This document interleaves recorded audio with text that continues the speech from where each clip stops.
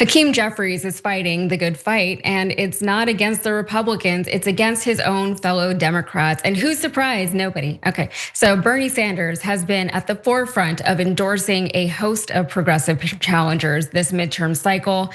But I'm gonna take you back to March in North Carolina for just a second. Bernie endorsed Nita Alam over Valerie Foushee, and that is the conservative Democratic incumbent and member of the Congressional Black Caucus, and that part is relevant. So Jeffries decided that Sanders had gone just a little too far with that endorsement. So he tried to reason with Bernie Sanders on a phone call. And this is per reporting from CNN.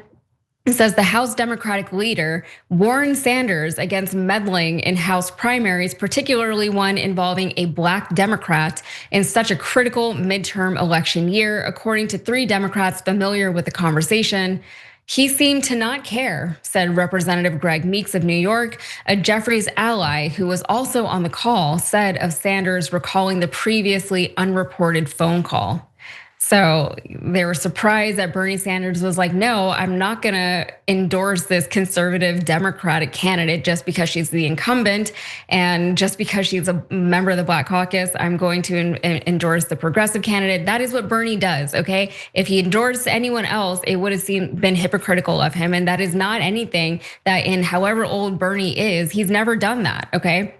So Representative Foushee, though, she would go on to barely win her primary. She eked out a victory within less than a 1% margin, okay? So that was a very close call for her and a very close call for the establishment Democrats. And despite this, even though the fact that they lost that particular race, even though by not much, the Sanders faction of this entire party, they have more than enough reason to celebrate, okay? So just this election cycle, Sanders has endorsed more than 90 candidates, helping defeat House incumbents in New York City and Colorado. Of the 60 candidates who already had their elections, 42 have won their races, including 10 out of 16 federal candidates, according to his team. So that's 42 out of 60. So over 2/3 of his candidates are winning their races. And some Democrats have criticized Sanders for getting these Democrats in office, okay? They've criticized his efforts as a waste of resources, as it forces them to spend money in primary races instead of allocating that money to fighting the GOP. How dare Bernie Sanders waste people's money? Bernie Sanders is the one that's wasting all of our money. That's the story that they're trying to sell us right now, okay? It's not lost on voters that this would be a non-issue if the DNC money was actually just withheld from primaries entirely, thereby forcing each candidate to battle it out on their merits and on their ideas, and what a concept that would be. Who'd have thunk that people would just be able to vote for whoever it is that they want to vote for based on the ideas there. Still, some have called into question the character of Sanders' endorsements. Democratic Representative Hillary Scholten decided to use Graham Plattner's disgraceful exit from the main race as fodder against Bernie Sanders, saying Bernie has endorsed some flawed candidates recently. I think it's really important to look at the judgment that has been exercised. The Graham Plattner situation should be a huge warning sign to a lot of voters about what that stamp of approval might mean. And you knew as soon as that happened that the bulk of the criticism was going to come from other Democrats, not from the Republicans, because the Republicans don't care about things like that, okay? If this was a Republican candidate, Graham Plattner would still be on the ticket. In the race, He never would have stepped down, right? Like the Republicans can't criticize that because all of their guys are way worse than Graham Plattner. But other Democrats, they're using this as just exactly what they needed, right? To get the progressive wing of the party. And by the way, these are the same Democrats who just like a year ago rallied around Andrew Cuomo, who had equally troubling allegations, if not worse, okay? So they're completely hypocritical and they really just want to stick it to the progressives and Bernie Sanders and AOC and the like. So the showdown between the Jeffries side of the Democratic Party and the Sanders side all comes down to 2 consequential races in Michigan. There is the Abdullah Al-Sayed versus Haley Stevens Senate race. And then there is the 3-way House race between progressive William Lawrence and conservative Democrats Matt Masdem and Bridget Brink. So, despite Lawrence making comments that some have considered demeaning to Black voters, comments that he, by the way, has apologized for, Lawrence still holds a slight advantage in his race per semaphore. But the race between El Sayed and Stevens proves to be more contentious, as we just talked about. But over at the Bulwark, which is an outlet if you're not familiar, and it's helmed by mostly disaffected Republicans who have come over to the left, but it still is, in my opinion, pretty right leaning. They provided a lopsided analysis of the race by saying that Stevens, a 4-term moderate House Democrat with close ties to party leadership, has been relentlessly ridiculed on social media for her voice and physical appearance, prompting her allies to accuse El Sayed of sexism. El Sayed, a progressive former health official, has seen his campaign drowned in outside advertising, accusing him of being the Republicans' preferred nominee and propping up Stevens. So the article didn't actually call out the intense Islamophobia that has been directed at El Sayed, but it did highlight blind spots like this. They said the fact that Michigan's primary is so late in the summer allows very little time for the two camps to make nice ahead of November, as if that was even an option. Stevens backers are quick to note that already some El Sayed supporters have threatened to not vote for her in the general election if she is the party nominee. And why would they? If you support Abdullah al-Sayed, there is nothing for you from Haley Stevens. She is on record, she is on camera, she has said publicly that she loves Israel, she wants to give them more money, she thinks we should all support Israel. She's very, very outwardly, unapologetically pro-Israel. And I'm gonna assume that if you're somebody who is supporting El Sayed, you are not as overtly pro-Israel as somebody like Haley Stevens. So now all eyes are on the DSA, which is being actively rebranded as like the Tea Party of the left.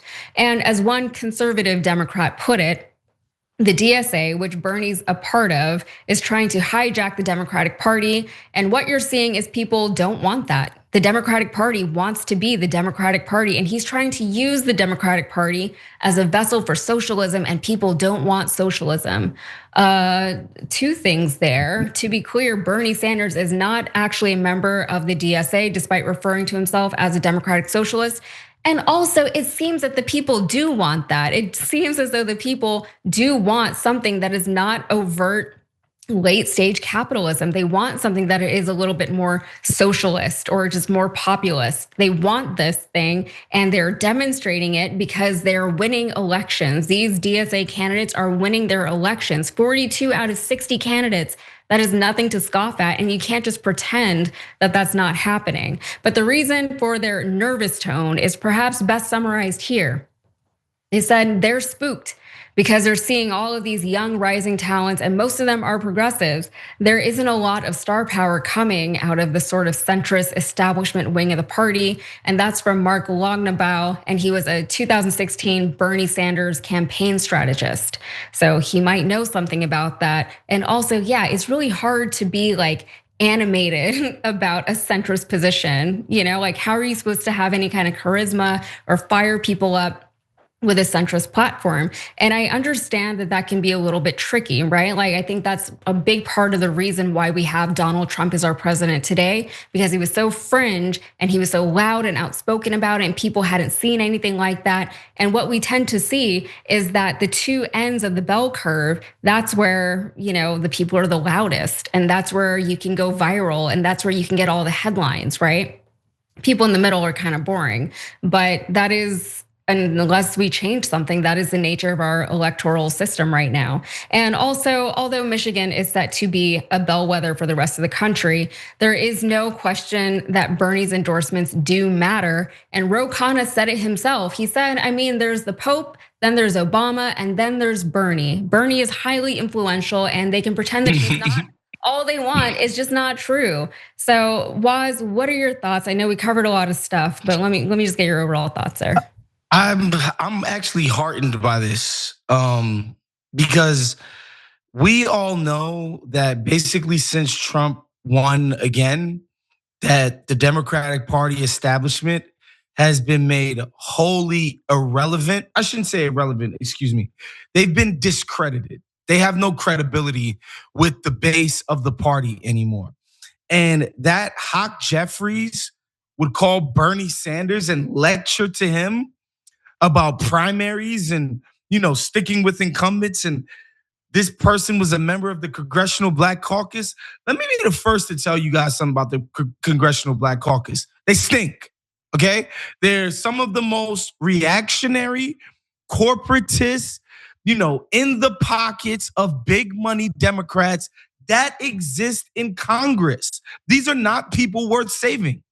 And everybody knows this except for the establishment. And why I would say I'm heartened by this, because if these guys had any political savvy, any political know-how whatsoever, if they weren't so out of touch, they'd be doing the opposite of what they're doing right now. They'd be co-opting this progressive wing of the party because that's who the energy is behind.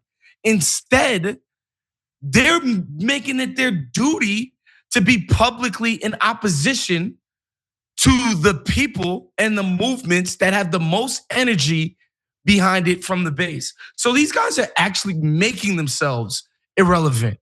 It's hilarious that they're not riding the coattails of Bernie's and AOC's, and these idiots had to be dragged kicking and screaming. Some of them didn't even want to do it to endorse Zoran Mamdani, who is probably the most popular Democrat in the freaking country right now. And they're doing the opposite of getting behind him. And so, yeah, man, I think this is great, honestly, that Meeks and Jeffries think, and Gottheimer, these guys think they got the pulse of the people who actually vote for Democratic candidates. They're freaking a joke. And we'll be rid of them soon. And the last thing I'll say, using Tea Party as a pejorative is so crazy to me in this instance because those people won. They got what they wanted. The Republican Party has become more conservative, more reactionary, more in line with what those people want. Why the hell would the progressives in the Democratic Party not want to emulate that and drag this freaking corporatist, just disgusting capitalist establishment to the left?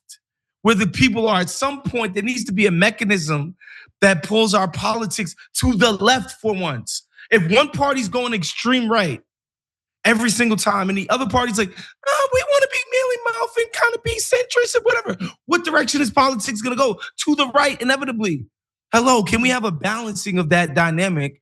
And that's what, the energy within the grassroots of the party right now is trying to do. And I think they're doing a pretty damn good job of it. They could try to do this Grant Plattner. Bro, I'm not convinced Grant Plattner should have dropped out of the race, to be honest. I know his team, like the volunteers and stuff were dropping out. I'm like, man, you got this far, you might as well roll the dice. Especially if the establishment is gonna try to come in and be like, oh, we're dictating terms after they got their butts whipped. Okay, in terms of who the people wanted and who they rejected. And so, yeah, man, I'm happy these dudes are so stupid and out of touch. Yeah, it is interesting because I love that we're calling them conservative Democrats now, because that is exactly what they are, right? The Democratic Party of this country is rather conservative. Oh, yeah. The fact that we even have a progressive wing of the Democratic Party is kind of silly because it should all be that, all we want is healthcare for the people. And the Democrats say that they want those types of things, but they don't actually do those types of things, right? They'll give you some breadcrumbs here and there, but we watch the entire rise of fascism in this country and authoritarianism. We watch Donald Trump and all of his lackeys and all of these terrible people take over all three branches of our government. And the Democrats just sat there being like, oh my God, did you see that? That's ridiculous. That is my job to do. Your job is to do something about it, okay? All I see all day is Cory Booker just tweeting about how bad things are in Washington. And he can't believe blah, blah, blah, blah, blah.